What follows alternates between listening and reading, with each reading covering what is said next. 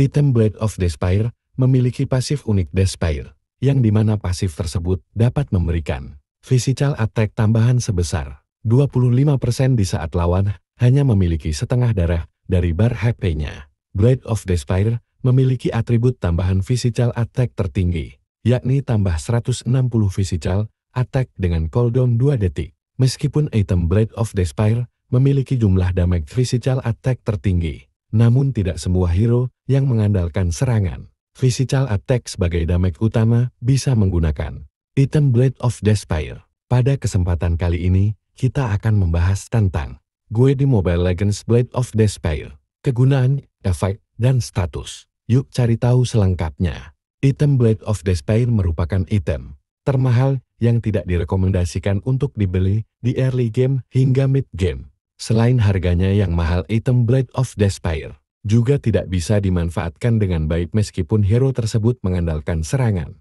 physical attack sebagai damage utamanya. Item Blade of Despair mengandalkan scaling damage dari skill yang ditingkatkan. Bahasa sederhananya, item Blade of Despair akan sangat berguna bagi hero yang mengandalkan skill mereka sebagai damage physical attack.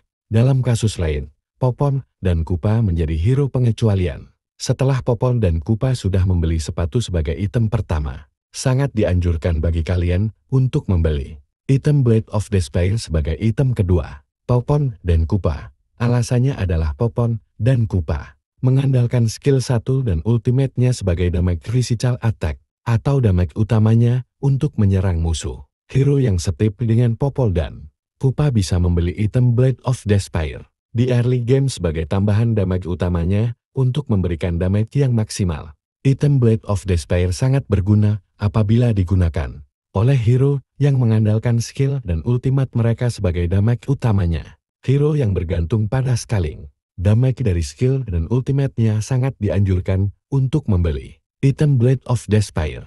Level yang dinaikkan dari setiap skill dan ultimate dapat memberikan damage physical attack yang lebih tinggi.